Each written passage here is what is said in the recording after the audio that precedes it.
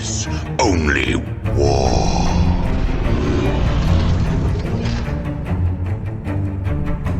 What is up, gents? 40k Dirtbags here. Thanks for clicking on the video. So we're doing another Grey Knight tactical video, kind of. So it's going to be in 10th edition. All the rumors that came out yesterday, we did a video on it. I'm sure you guys have seen it already. If you haven't, click on the video talking about what came out and what's kind of our strategies moving forward. So I wrote a list down on some of the things that stood out to me on things that we could be focusing on in 10th edition, whether you're going to be making units or tactical, ideas, stuff like that. If there's anything in this video that I miss or you have an idea, please post in the comment below so that way we can talk about it, and head over to Discord so you guys can share those ideas.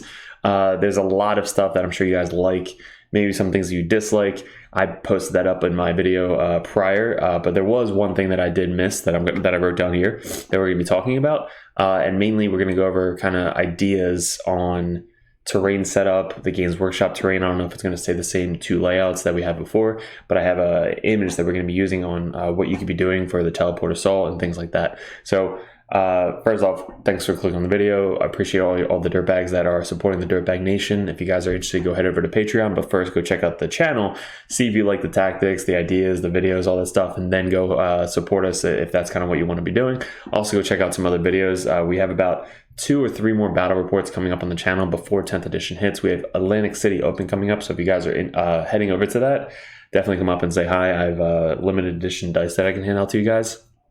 Also, you'll see a big banner for Dirtbags. I'm going to put that on my cart, so hopefully you guys can see where the fuck I'm at. But also, there's Dirtbag dice and stickers and shit, all that on the Discord. So go ahead over to that. But let's get into it. So I wrote down a list that we'll be going over. There was actually a thing that I think Allspec Tactics just released a video on, even more rumors for the core rules. I didn't check that out. I just saw that he released some more core rules.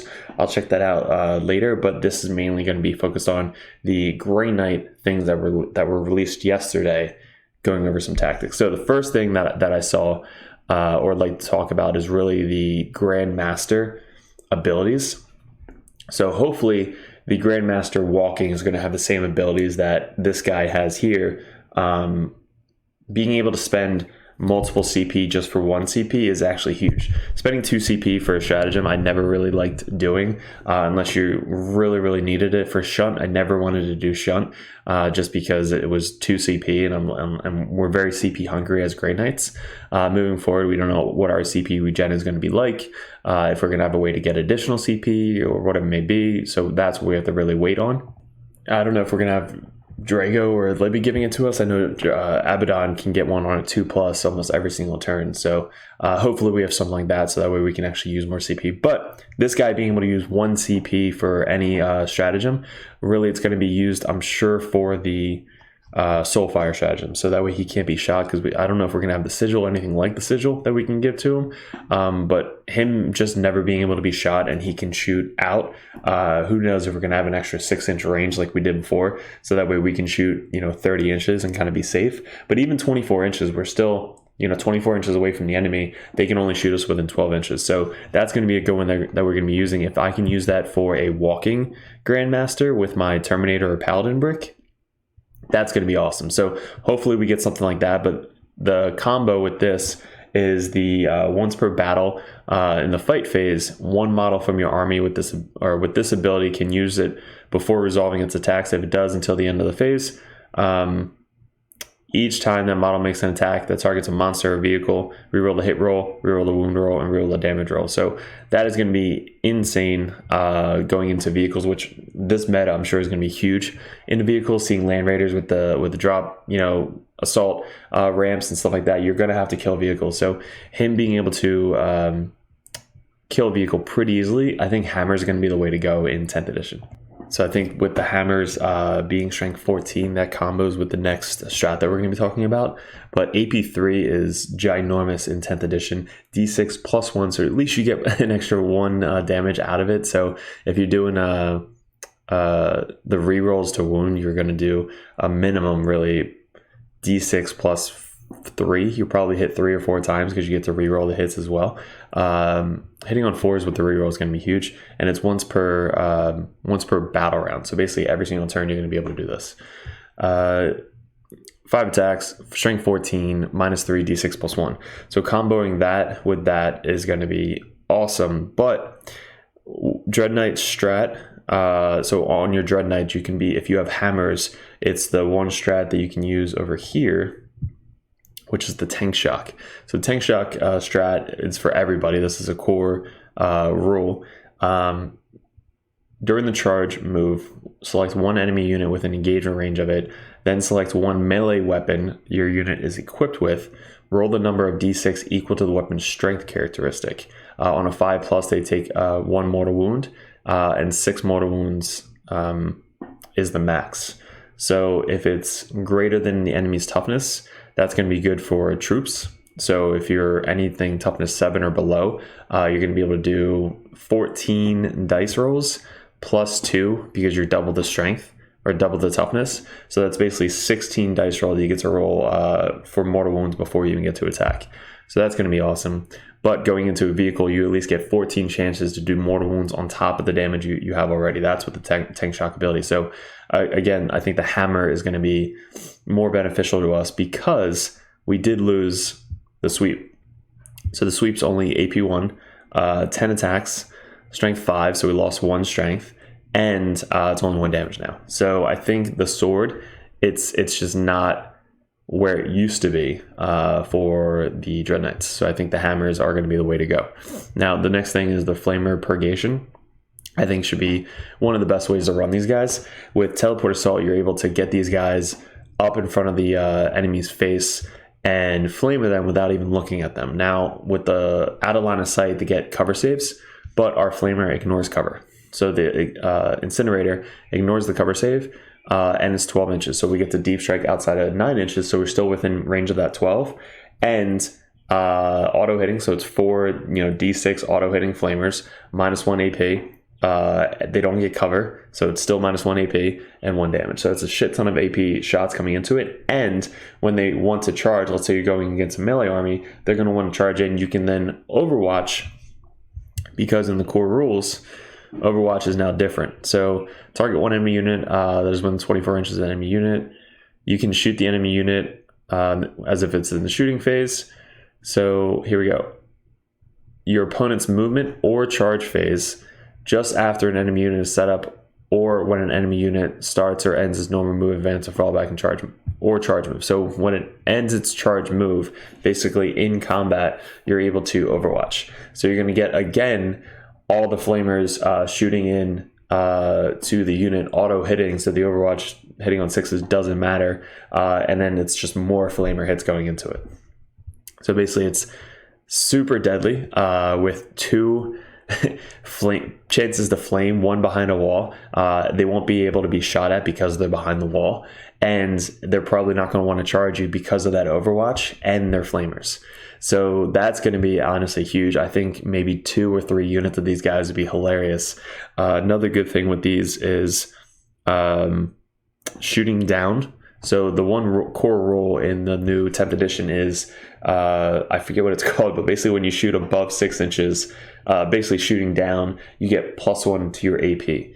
So if you can somehow, I don't know if somebody can do the math, but if you deep strike 9 inches away on top of a building and then you shoot 12 inches down, you should still be able to shoot that. You're now hitting at AP2, shooting down, ignoring cover and whatever, and then they have to kind of run up the wall to get to you. So we're going to be able to teleport literally all over the table and kind of stay out of people's threat ranges a lot in this new edition. So that's what I'm most excited about. So if somebody can let me know that if you're above 6 inches, can you still shoot down math, right, to get the 12-inch range? Because 9, 10, 11, 12, 3 inches up, triangles, I guess, I don't know. So that's going to be one tactic. Or if you can't get within 12 inches, you just have the side cannons. So the side cannons can then teleport up and then shoot 24 inches down. So as long as they're 5 inches above them, they're going to shoot 24 inches away at AP2, 2 damage. They will get cover if they are shooting out of line of sight. But if they're not shooting out of line of sight and people are in the open, you can then get AP2, strength 8, 2 damage. So remember that with this teleport thing, we're going to be able to kind of get up to different heights for our shooting units, and then they could shoot down and get the extra AP. This is going to be really good for any shooting army that has this. So like Tau with their fly and stuff like that, they can fly up to the second, third floor and then get an extra AP. We can use that to our advantage now. A lot of people are saying we're losing AP, but they're basically giving us AP back because we're able to move these guys so fast, like get them around the table, get up to second, third floor, and then shoot down. I know us at AU, we have these big L's that have like a top floor that basically you can just put people up on the top floor and then shoot down, and you're always getting -1 AP. Also, if you're on this third floor, you're still above 5 inches. If you're shooting down, you don't need line of sight with these guys, so they can kind of hide, be safe, and then just shoot out of line of sight -1 AP. So that's a really good tactic. I didn't say this yesterday, but 2-up save at the bottom of here, it says most of us are going to be able to get a save characteristic often 2+. So that is a huge thing that I missed yesterday's video. But the 2-up saves all around is going to be insane, because 2-up saves, we basically ignore anything AP2 unless they ignore cover. So meaning that if we're in cover and they have an AP1 weapon, we go up to a 3-up. If they have an AP2 weapon, we go up to a 4-up, but we get the cover save going back down to a 3-up. And then if they have an AP3 weapon, we go up to a 4-up. But if we get cover saves, we can't go past the 3-up save. So at least AP2 or more, we're essentially going to be able to ignore going to a 3-up save. So you have a 2-up, go up to a 3-up for AP1, and then go up to a 4-up for AP2, but you're in cover, so you go back down to an AP3. So that's cool on all of our infantry. That is, I didn't even think about that yesterday.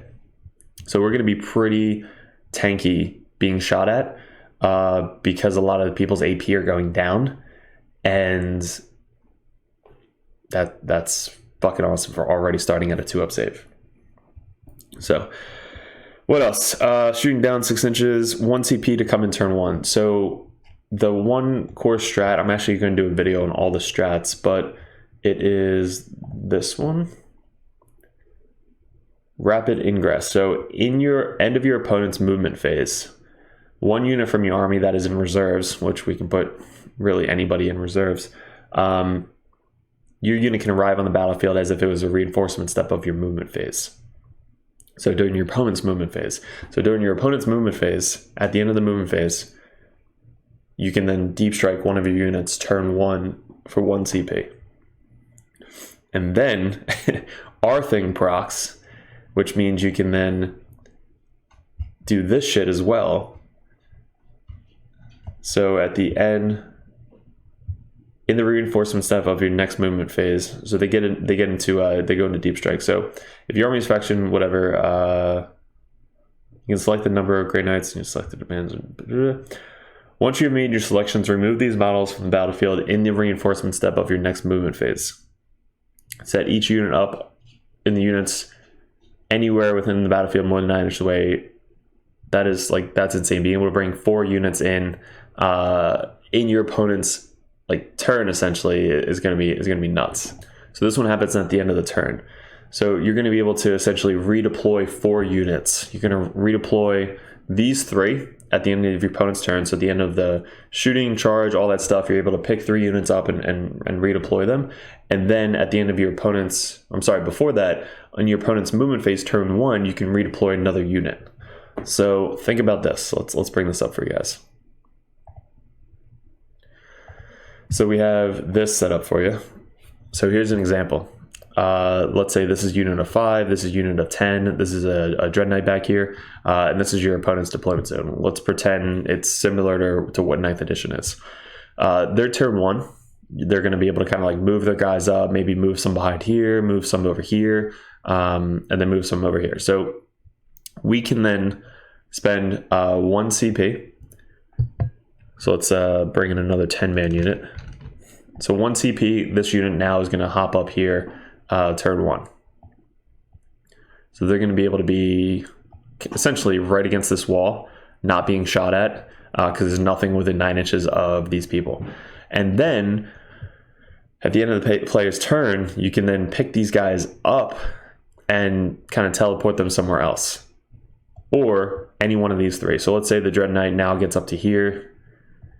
These guys hop out to here, behind this thing. And these guys can come over here. because let's say they just got a unit like right on the other side of this wall here. And then these guys could essentially be all the way back here if you really want to. But look how aggressive your essential army is now at the end of turn 1 or the end of the movement phase. We're going to try and use our terrain to the most as we possibly can. Let's say this is our Dread Knight. We can essentially teleport 2 or 3 Dread Knights a turn if you really want to. Let's say this one came in turn 1 for the 1 CP to there, just so he's protected behind the wall, and the next turn he can move up, which is fucking insane. So these guys, let's say they're the Paladins with Drago. At the end of turn 1, they come in down here, and then on your turn 1, they can move up and then charge. So depending on where they put their opponents or their infantry, you can basically deep strike outside of 9 inches turn 1, and then on your turn you can then just move up and shoot and charge that unit. But let's pretend we're shooting. So this Dread Knight comes in over here. These guys are staying back here. These guys are coming over here, and then you have another Dread coming in over here. So basically you have 2 Dreads that can shoot down line of sight up at the top here. You have all of these guys that can basically hop up to the 2nd floor if you really want to and shoot out a line of sight up there. They can then hopefully spend 1 CP to not be shot at within 12 inches, so nothing over here can be shot at them. Let's say you have a 5-man unit of the Purgation Squad. They were able to deep strike in the backfield because they didn't block out the back zone. So let's say there's in AU terrain, there's actually a building back here, but these guys can hop up here, or essentially hop over here behind the cover out of line of sight and be able to shoot something. So they hop down here out of line of sight. They're able to shoot something on the other edge of this thing. And then again, during the charge, they can then get flamered again. So a lot of shit with this like rapid, hey, now I control the board. Being able to get engaged or behind enemy lines, it's going to be super, super easy. The whole game, honestly, the whole game. So that seems insane. Combining the one strat to come in the end of a reinforcement step turn 1, and then the end of the opponent's turn, you're able to bring 3 more units anywhere on the table, which is just fucking nuts. Here's one thing that I did skip out yesterday. Let's say this unit down here has to roll Battle Shock because either the opponent's forcing them, they failed their leadership, or whatever it may be. Like they have to do Battle Shock. Let's say this big unit up here has to do Battle Shock. So you can ignore Battle Shock because Battle Shock starts at the beginning of your turn. So what you do is you just pick this unit up and bring them back outside 9 inches during your reinforcement step. So this unit is now off the table. This unit is now off the table. And then this unit is now off the table again. So they don't have to do Battle Shock. So you avoid basically 3 units potentially having to do Battle Shock because they're now off the table, because it happens at the end of the opponent's turn. So at the end of their turn, you pick up all your guys and put them in reserves. As long as I believe they're not in engagement range. So they're now off the table. You do Battle Shock. Oh shit, I don't have to do any Battle Shock because all my units that were Battle Shocked don't have to do it anymore. So now they can come down again outside of 9 inches and be good to go. So that's a good little strategy, is you ignore the Battle Shock for those 3 units. Teleport Assault turn 1, we just went over that. So basically everybody being able to get Teleport Assault super fast, super up the board as much as possible. Advancing. So let's say we have a couple 5-man units, or we have this 10-man unit of Paladins, we have these guys, we have that guy, we have these guys. So let's say these guys are in the ruins, behind the ruins, safe turn 1. These guys are behind the ruins, safe turn 1. We don't know what interceptors are going to be like, but they should be able to have the auto 6-inch advance. So you can basically start these guys behind cover turn 1, and then on turn 1 you can auto advance them essentially 18 inches across the table to be within cover. Like, so they're auto advancing that way. These guys are auto advancing behind them. These guys can auto advance 18 over to here, which this distance is probably too far to do that. But let's say if you started them, I don't know if we're gonna have redeploy, but if we start them on the edge, right here. We then auto advance them 18 into this ruin right here. So that way, boom, now on turn 1, not even deep striking anything, I auto advance 6 inches across the fucking table. Is nuts. So our speed is insane throughout the entire game. And you don't even have to shoot with them. Like, just being able to get into position, which most of 9th edition is you hide and then you get into position turn 1. Turn 1 is usually 2 minutes. So you get into position to do actions, secondary, psychic powers, whatever it may be. And then turn 2 is really like, holy shit, everything just died. Turn 3 is wipe up. Turn 4 is just getting points. Turn 5 is, all right, you basically won. So turn 1 for us, we're going to be able to auto advance anywhere on the table, deep strike anywhere on the table, pick up our guys, put them anywhere on the table, every single turn. So that's going to be a huge strategy with our new auto advance 6 with the teleport shunt. Each retinant unit with deep strike ability advances do not make an advance roll, instead just auto move an extra 6 inches and have fly. So you're going to be able to ignore units, stuff like that. So if you're setting up your guys and they're behind people, like say these guys are here, these guys are here, you know, they're going to have fly. So you're just going to basically hop over your whole unit and get up to there. So awesome. In really cool for turn 1 setup. Even if the opponent goes second, you're going to be able to spread out. If they go first, you're still going to be able to spread out because I'm sure that they're not going to be able to get everywhere like we can, unless they're like orcs or Drakari or, you know, something like that, Slaanesh. But that means they don't want to run us, basically, because we still have really good melee and we still can shoot the shit out of them turn 1. So going into 10th edition, with 9th edition, my hardest matchups was Tau, Admech, stuff that shoots basically off. Like, if they can kill our Dread Knights pretty easily, they were our hardest matchups. I wasn't afraid of the melee units or Death Guard or anything like that. It's really just units that are going to obliterate us to shooting. Tau was the hardest ones. So using this going into 10th edition, being able to set up and kind of hide most of the game is going to be so much beneficial for our Grey Knight players.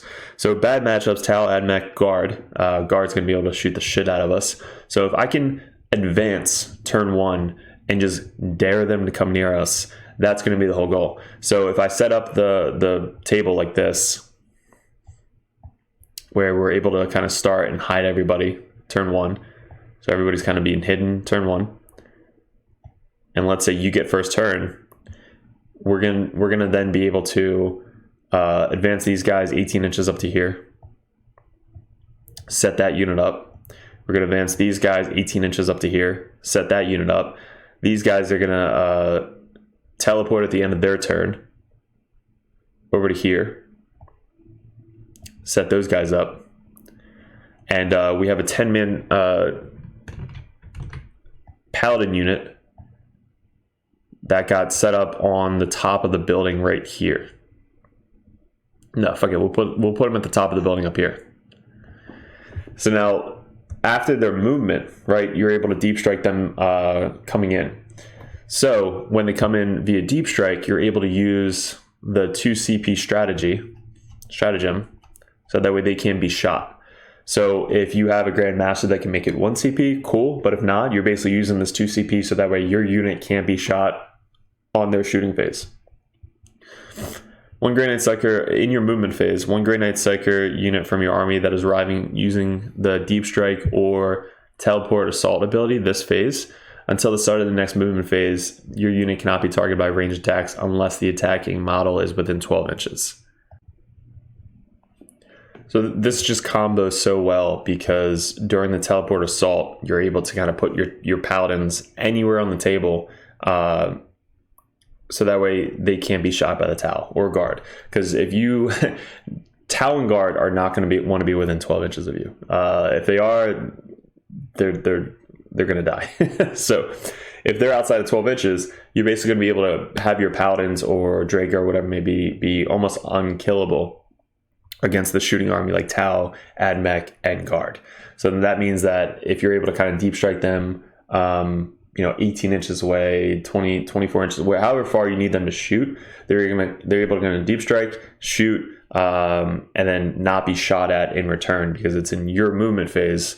So at the end of your teleport phase, the teleport assault, you're basically able to move your whole unit and then proc the 2 CP, and then that way they can't be shot at during your turn. So it's such a good strategy. This being able to combi with the Dread Knight, he's never going to be able to be shot at as well. Hopefully he's able to shoot 30 inches. I don't know if we're going to be able to get the extra 6-inch ranges, but at least for 1 CP, your Grandmaster is never going to be able to be shot at. So either your Paladins or your Terminator Brick or the Grandmaster and whatever unit he's in is not going to be able to be shot at from more than 12 inches away. So that's just such a good strategy. What's going to be the most annoying is playing against Grey Knights as a Grey Knight player, because you're going to have to try and stop each other from coming in each other's backfield the entire time. I think having units of Purgation Squad and just deep striking in the backfield and just flamering all of their support units is going to be kind of nuts. Having 3 units of that do it is also going to be kind of nuts. Or just setting up a unit within 24 inches and having them shoot outside of line of sight. So they're going to kill chaff. They're going to kill the screens that people are putting up. Having unit of what are they called? The silencers sustain hits. So they're going to be hitting on 3s, 4s, but exploding 6s. Shit ton of shots. I again rather would just have flamers, so the guys come down, flame all the screens, and then your guys are able to kind of charge through. It's going to be nuts. So those are my main strategy, guys, to think about and kind of plan that you're just going to be kind of moving your guys all over the table.